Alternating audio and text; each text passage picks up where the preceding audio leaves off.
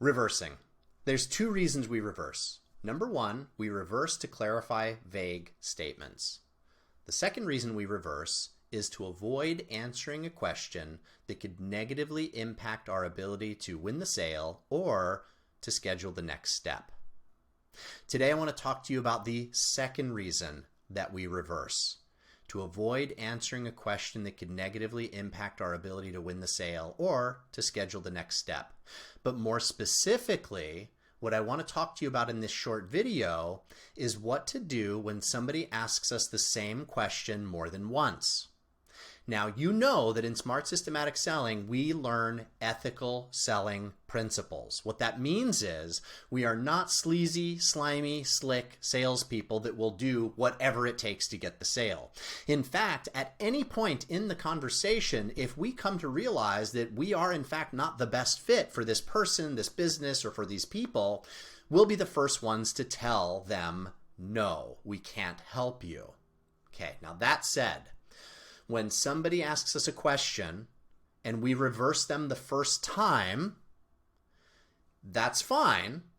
But what if they ask the same question again? What do? Well, you've learned in your training, we just answer the question. ...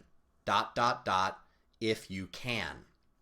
For example, you're having a conversation with a prospect and they interrupt you and they go, hey, wait a minute, what does this cost? What do you guys charge? Well, one of the reverses that we could use would be something like, well, gosh, that's a great question, Mr. Smith. And that is definitely one of the things that we're going to be covering a little bit later today. But in order for me to get a better feel for what it would cost you if you did decide to move forward with us, I really need to ask you some other questions first. Is that okay? Most of the time, the person is going to go, oh, yeah, no, I'm sorry. Yeah, of course. Every once in a while, they're going to go, what? Can't you just tell me what you guys charge? Now, if you do know what the cost of your product or service is, then what I'm saying is, at that point, tell them. For example, let's say you charge $5,000. You know it's $5,000. When they ask you the first time, what do you charge? Make sure you reverse. You know the reason that we reverse, especially if we're not having the money conversation yet, is because we know that in the needs assessment step, we want to get our prospect emotionally critical around their pain points before we talk about money. Money comes after the needs assessment because we know that once somebody's in pain, they'll pay anything to make that pain go away. So we don't want to talk prematurely about money if our prospect is not emotionally critical. Okay, this is just an example. I'm just talking about money as an example. So if they ask a second time, we just tell them. We reverse the first time. If they push and ask the second time, we just tell them. ... if we know. Let me reverse here for a second. The second time they ask the question, we will answer if we can. That's why I say if we can ... Because what if you genuinely don't know what it's going to cost them until you get answers to some more of your questions? For example, let's say your product or your service is not $5,000. Let's say your product or service ranges anywhere from $3,000 to $15,000. And the only way you're going to know exactly what it's going to cost them is if you ask them more questions to figure out exactly what it is that they need. Well, then you can't answer that question. What you can do, let's say they ask you the question the first time, hey, what do you charge? And you reverse. And then they go, come on, can't you just tell me what you guys charge?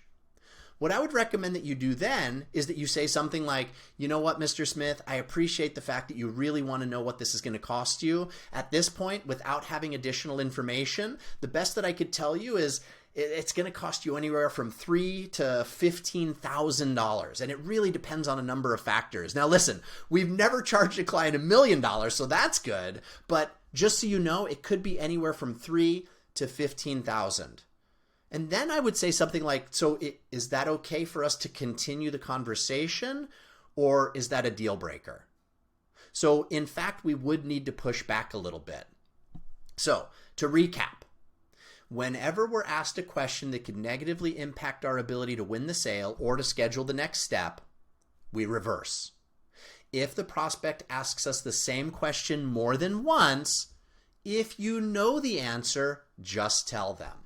If you genuinely cannot give them the answer, push back a little bit. Let them know, hey, listen, I wish I could tell you. Honestly, at this point, I don't even know what it's going to cost you until I ask you some more questions, because that'll give me a much better idea.